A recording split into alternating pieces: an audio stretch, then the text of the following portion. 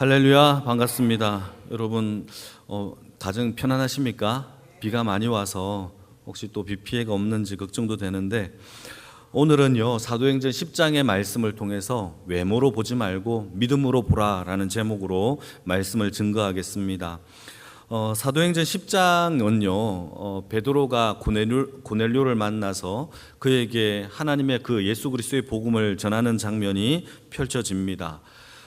고넬료라는 사람은 우리가 한 가지 알아야 될 게 로마의 백부장이에요. 이방 사람, 이방 땅에 살고 있는 이 백부장 고넬료가 예수 그리스도의 복음을 듣고 그가 세례를 받고 성령의 충만함을 받는 사건을 여러분 오늘 본문 가운데서 살펴볼 수 있어요. 그런데 이 고넬료라는 가정이 특징이 있죠. 지난 시간에 살펴본 것처럼 온 집안이 다 하나님을 경외했던 가정입니다. 온 집안이라는 것은 가족뿐만 아니라 그의 종들과 시니어들까지도 하나님을 경외했다라는 것인데, 이거는요 고넬료가 하나님을 향한 경건과 신실한 마음이 없었다면 불가능한 사건이에요. 다시 말해서 고넬료는 하나님을 진심으로 전심을 다하여 사랑했고, 이 사랑이 온 집안에 흘러 이 종들과 시녀들까지도 하나님을 경외하는 내 주인을 통하여 그가 하나님을 믿게 된 역사가 일어났다라는 것을 알 수 있죠. 단적인 예로 그의 삶은 구제와 기도가 하나님 앞에 진심이었어요. 그래서 하나님이 그의 구제와 기도를 들으시고 하나님이 베드로를 통하여서 그에게 복음을 전하게 하셨던, 오히려 하나님이 그에게 하나님의 복음을 전파하게 했던 최초의 이방인 땅의 그 가정이었음을 우리는 살펴보았습니다. 동시에 베드로에게도 하나님이 환상 중에 이 고넬료의 가정에 가서 복음을 전하라는 이 명령을 듣게 되어서 이 고넬료의 가정에서 보냈던 부하와 신하들을 통하여서 고넬료가 이 베드로와 극적으로 만나 하나님의 복음을 듣게 되는 사건이 우리가 지금 살펴보고 있는 내용이에요. 베드로의 설교는요 아주 단순했어요. 어떤 설교였느냐? 오직 구원은 예수 그리스도를 믿는 믿음 안에서 구원을 받는다라는 이 짤막한 이 설교를 통하여서 고넬료는 하나님의 은혜를 경험했고, 고넬료는 원래 하나님을 경외했던, 구약의 하나님을 경외했던 사람이에요. 그러나 신약의 예수 그리스도의 복음을 아직 듣지 못했기 때문에 베드로를 통하여서 그 복음을 듣게 되었고, 내가 죄인 되었다라는 사실과 은혜로 구원받았다라는 사실을 그가 깨닫게 되어짐으로 인하여 하나님의 값없는 그 복음을 체험하게 된 사건이 오늘 본문 중에 나타나는 거죠. 독특한 것은 고넬료가 베드로의 설교를 듣는 설교 중에 그의 가정이 변화되었고, 뿐만 아니라 성령의 충만함과 세례를 받는 사건이 오늘 본문 가운데 펼쳐지게 되는 겁니다. 이게 다 지난주에 했던 얘기예요. 짤막하게 정리를 하는 거고, 한 가지 더 중요한 것은 정리를 해야 될 게, 고넬료의 이 백부장의 가정이 복음을 듣고 회심했고 성령을 받았다라는 것이 왜 중요하냐? 이거 한 가지는 알고 있어야 됩니다. 왜 중요하냐? 지금까지의 성경의 역사는 유대 땅에서의 역사로 성경의 역사가 펼쳐져요. 그런데 고넬료의 이 가정은요 로마 사람 로마 땅에서 하나님이 그들에게도 복음과 하나님의 성령의 역사를 베푸신 사건을 사도와 많은 유대인들이 보고 듣고 이것을 처음으로 인정한 사건이 고넬료의 사건이에요. 그러니까 지금까지는 유대 땅에 유대인 중심의 복음의 역사가 펼쳐졌다라는 것을, 한 성경의 역사로 이어졌다라면 고넬료의 사건을 통하여서 이방 땅에 이방 사람들에게도 성령과 복음의 역사가 인정된, 사도들을 통하여 처음으로 인정된 사건이 바로 고넬료의 사건인 겁니다. 그래서 오늘은 이 사건들을 통하여서 몇 가지 은혜를 한번 살펴보겠는데, 첫 번째 34절에서 35절 말씀을 같이 한번 읽어볼까요? 여러분 천천히 같이 읽겠습니다. 시작. 내가 참으로 하나님은 사람의 외모를 보지 아니하시고 각 나라 중 하나님을 경외하며 의를 행하는 사람은 다 받으시는 줄 깨달았도다. 여러분, 처음으로 우리가 생각해 볼 것은 하나님은 외모를 보지 않는다라는 사실이에요. 그러나 사람은요 외모를 봐요. 외모를 보고 순번을 매기고 외모를 통하여 사람을 대접하는 태도가 달라져요. 근데 하나님은요, 그 외모를 보지 아니하고 하나님은 그 믿음과 중심을 본다라는 사실을 여러분 기억하기를 축복합니다. 그래서 우리가 신앙생활을 할 때에 질문입니다. 우리의 마음을 더욱더 살펴야 되겠습니까? 아니면 우리의 외모를 더 가꾸는데 신경 써야 되겠습니까? 정답은 간단하죠. 우리의 마음이 더욱더 성결하고 경건하도록 하나님 앞에 순종하는 삶이 하나님이 보시는 기쁨이고 우리의 신앙의 요체인 줄 믿으시기를 축복합니다. 아브라함이 하나님께 부르심을 받았던 나이가 몇 살이죠? 75세예요. 다 아는데 좀 참고 계시는 거죠? 75세 때 부름을 받아요. 질문입니다. 여러분, 75세 때 사람을 채용하는 회사가 있나요? 그런 회사는 없어요. 그런데 하나님은요, 아무도 채용하지 않는 75세의 나이에 하나님은 오히려 택합니다. 이게 하나님이 택하시는 방법, 외모를 보지 않는 방법이에요. 여러분, 75세 때 누가 사람을 택합니까? 일을 시킵니까? 그때는요, 은퇴하고 쉴 나이란 말이죠. 그러나 하나님은요, 75세 때 아브라함을 택하셨고요, 심지어 갈대아 우르에서 이 아브라함의 가족들은요, 우상을 만들고 있는 집안이었어요.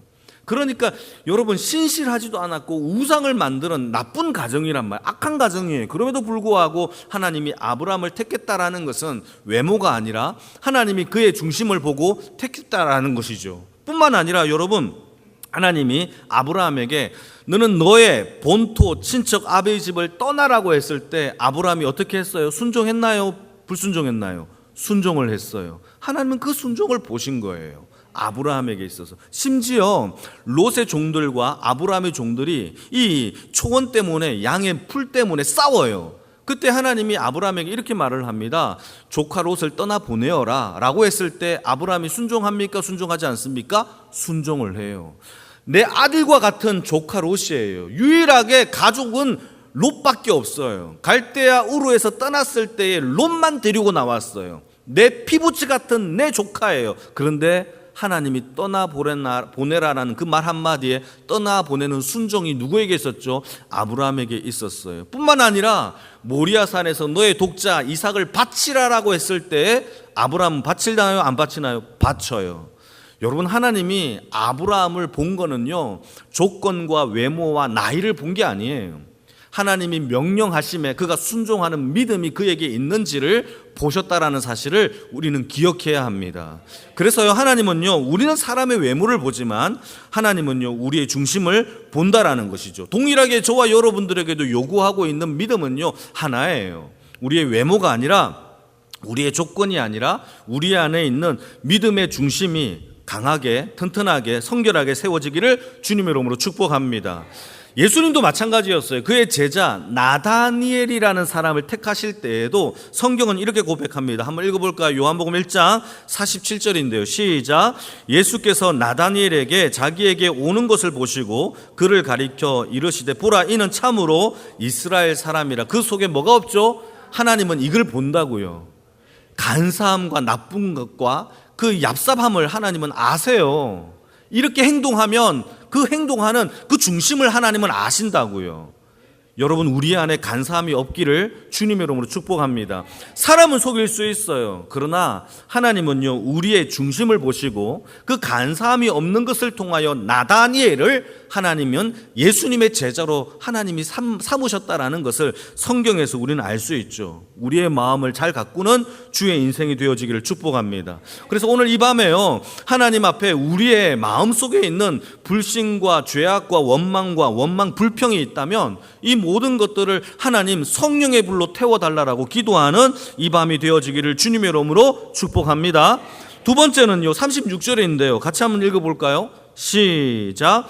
만유의 주 대신 예수 그리스도로 말미암아 화평의 복음을 전하사 이스라엘 자손들에게 보내신 말씀. 여러분, 여기에서요, 베드로가 전했던, 고넬료에게 전했던 이 복음을요, 어떤 복음이라고 설명하고 있느냐 하면 화평의 복음이라고 설명을 하고 있어요. 여러분, 이 화평의 복음이 뭐냐? 하나님과 인간, 이 죄인된 인간 사이에 막힌 담을요, 예수님의 십자가의 보혈로 허무신 거예요. 그러니까 저와 여러분들은 예수님의 복음을 붙잡고 있으면 하나님과 우리 사이의 화평과 평화가 하나님께서 선포하여 주신다라는 사실을 믿으시기를 축복합니다. 모든 복음은요, 막힌 담이 무너지고 무너진 관계가 회복되는 것이 성경에서 말하고 있는 평화 샬롬의 복음이라는 것이 성경의 얘기예요. 여러분, 우리 안에 하나님의 복음이 있으십니까? 그러면 우리 안에 관계가 무너지는 것이 아니라 회복되고 세워지는 것이 성경에서 말하고 있는 복음의 능력이에요. 복음의 능력은 무너뜨리는 게 아니에요. 의심하는 게 아니라 오히려 회복하고 화목되게 하며 세우는 복음이신 줄 믿으시기를 축복합니다. 우리는요, 우리가 평화를 유지할 수 있다고 생각해요. 그 가정을 평화롭게 유지할 수 있을 거라는 착각을 해요. 이 나라에 평화기구와 재단을 만들면 이 땅에 평화가 유지될 거라고 생각해요. 그러나 여러분, 이 땅에 지금까지 단 한 번도 평화의 기구와 재단이 없었던 적이 없어요. 그럼에도 불구하고 여러분, 이 땅에 평화가 유지되었나요? 그렇지 않아요. 전쟁은요, 지금까지 일어나고 있어요. 지금도 일어나고 있어요. 여러분, 평화와 샬롬과 평강은요, 인간의 노력으로 세워지는 게 절대 아니에요. 평강의 왕이신 예수 그리스도만이 여러분, 우리에게 평강과 평화와 샬롬이 임재되고 유지되는 줄 믿으시기를 축복합니다. 그러니까 우리 안에, 여러분 잘 들으셔야 됩니다. 우리 안에 불안과 염려와 걱정이 찾아오면 필요한 게 뭐죠? 평화의 복음이에요. 평강의 복음이 가장 필요해요. 착각하면 안 돼요. 마음을 돌을 닦아야지, 요가하는 것으로 인해서 평화가 오는 것이 아니라 우리에게 제일 1순위로 필요한 것은 평화의 복음, 모든 막힌 담을 허신 예수 그리스도의 보혈의 복음이 필요한 줄 믿으시기를 축복합니다. 여러분, 뿐만 아니라 공동체에 불화와 불신과 싸움이 일어나면 뭐가 가장 필요하죠? 복음이에요. 복음은요, 우리의 모든 것을 막힌 담을 허무시고 무너진 관계가 회복되게 하는 살아있는 하나님의 능력인 줄 믿으시기를 축복합니다.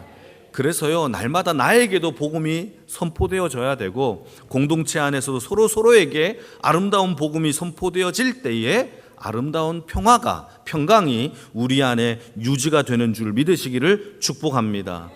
죄인들은요, 원래부터 남을 위하여 헌신하는 그런 것이 없어요. 죄인들은 나를 위하여 살아요. 이게 죄인의 특징이에요. 죄인인데 나는 이타적인 마음을 가지고 있어서 그렇게 한다? 아니에요. 그럴 수가 없어요. 죄인은요, 전적으로 죽은 타락한 죄인들이에요.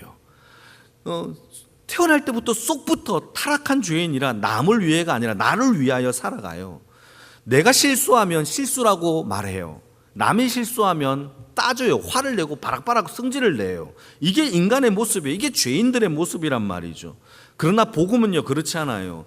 여러분, 복음이 들어와 우리 안에 임재되어지면요, 막힌 담이 무너지고 오히려 원수를 사랑할 수 있는 능력이 나는 못하지만 하나님은 하실 수 있다라고 성경은 선포해요.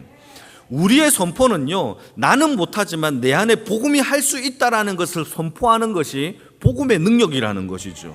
나를 위하여 죽으신 예수 그리스도를 믿으십니까? 그렇다면 나도 남을 위하여 죽을 수 있는 복음이 우리 안에 있어야 해요. 다시, 나를 위하여 죽으신 복음이 내 안에 있다라는 것을 믿고 구원받고 자녀가 되었다면 우리 또한 그 자녀와 믿음을 증명하는 방법은 다른 사람을 위하여 나도 헌신하고 봉사하고 죽을 수 있는 믿음이 내 안에 역사되는 평화의 복음이 있기를 축복합니다.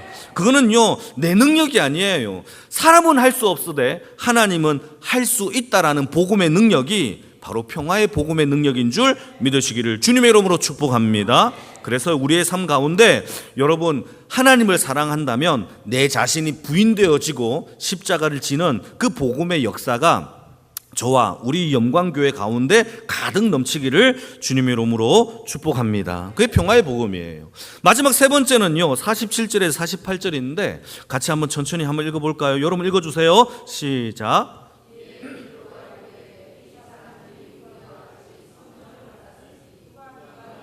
물로 세례 베품을 금하리요 하고 명하여 예수 그리스도의 이름으로 세례를 베풀라 하니라.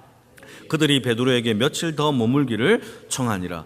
여러분, 고넬료의 가정이 복음을 듣고 예수를 믿고 세례를 받는 이 사건에 대하여 베드로와 함께 갔던 유대인들이 놀란 거예요. 엄청 놀란 거예요. 여러분, 이게 심각합니다. 어느 정도로 놀랐느냐 하면 하나님이 이방인도 복음을 주는구나. 우와! 엄청 놀란 거예요. 이거는 세계관이 바뀐 거예요. 복음의 세계관이 완전히 바뀐 거예요. 여러분, 이게 중요해요. 여러분, 지금까지 성경의 역사는요, 구약의 모든 역사가 유대 땅, 유대인 중심의 복음이에요.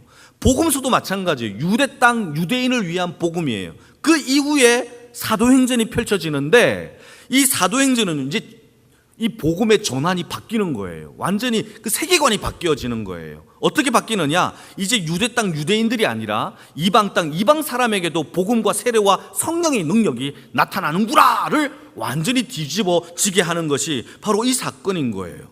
여러분, 이제 복음의 능력은요, 유대 땅 유대 사람들에게만 국한된 게 아니에요. 예수님도 심지어 복음서에서 나는 잃어버린 유대인들 이스라엘 집 외에는 보내심을 받지 않았다라고 얘기를 했어요.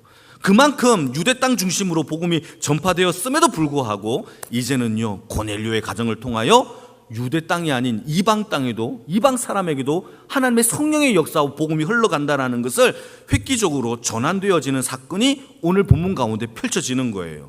이게 왜 중요하냐? 지금까지 유대인들은요, 지금도 현재 유대인들은요, 예수를요 하나님의 아들로 안 믿어요. 지금도 그들은요 아직도 메시아를 기다려요. 그리고 자기들은 할례를 받았고 율법을 받았고 십계명을 받은 선택받은 선민, 구원받으려면 아브라함의 자손 우리만이 구원을 받을 것이라고 그들은 지금도 믿고 있는단 말이죠. 그런데요, 복음은 그렇지 않았어요. 복음을 통하여서 그 믿음의 세계관이, 신앙의 세계관이, 복음의 세계관이 완전히 바뀌어진 거예요. 지금까지 이게 어느 정도로 충격이냐 하면, 여러분 별로 충격을 안 받아서 제가 지금 충격을 자꾸 주는 거예요. 여러분 지금까지 지구와 태양 사이를 보게 되면 지구가 돕니까? 태양이 돕니까? 코페르니쿠스 구적의 어떤 전환이 있기 전에는요, 태양이 다 돈다고 생각을 한 거예요. 태양이 돌고 있네, 그렇게 생각했는데 망원경이 발견되고 갈릴레오의 망원경이 발견되고 코페르니쿠스가 이것에 대하여 설명하기를 어떻게 바뀐 거예요? 이제는 태양이 도는 게 아니라 지구가 도는 것을 밝혀낸 거예요. 이러한 신앙의 전환이 바로 여기에서 벌어지는 거예요. 그래도 별로 안 놀라는데 놀랄 만한 일입니다. 그래서요, 신앙에서 가장 중요한 게 하나 있어요. 여러분, 내 생각, 내 자아가 박살나야 하나님의 복음과 은혜와 능력이 우리 안에 들어오기 시작해요.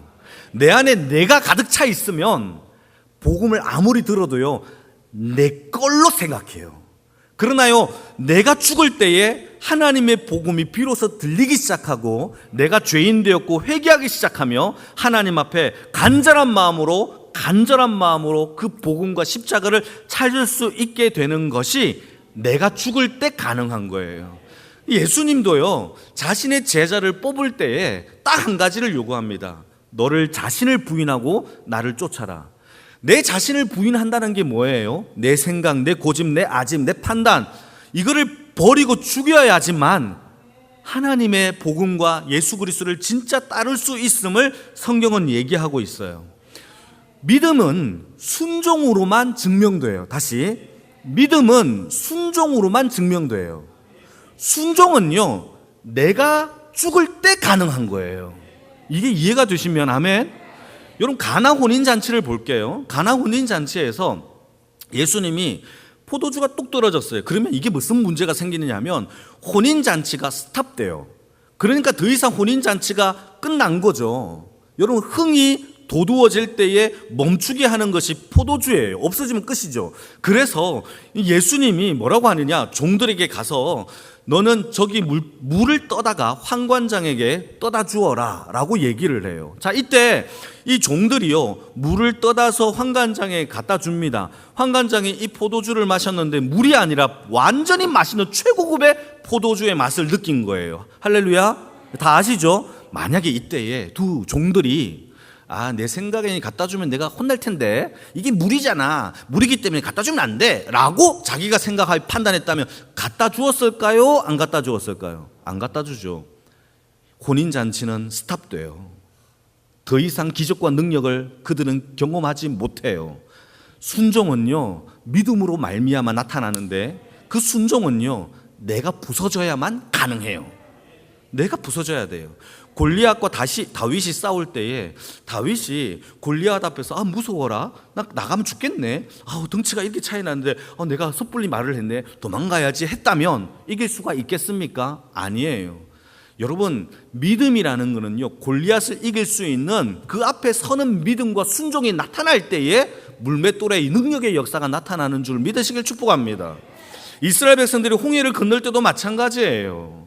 여러분, 홍해를 걷는다라는 상상만 해보십시오. 저는 무서웠을 것 같아요. 물이 완전히 갈라진 것도 아니에요. 갈라지고 있는 바람이 일어나는 도중에 건너가라는 거예요. 얼마나 무섭겠습니까? 얼마나 무섭겠습니까? 그런데도요, 그때 믿음으로 순종한 자들은요, 가나안 땅에 가게 되는 거예요. 그러나 순종하지 않고 못 가겠다라고 하는 자들은요, 바로의 군대 칼에 몰살당하는 것밖에 없다라는 것이죠.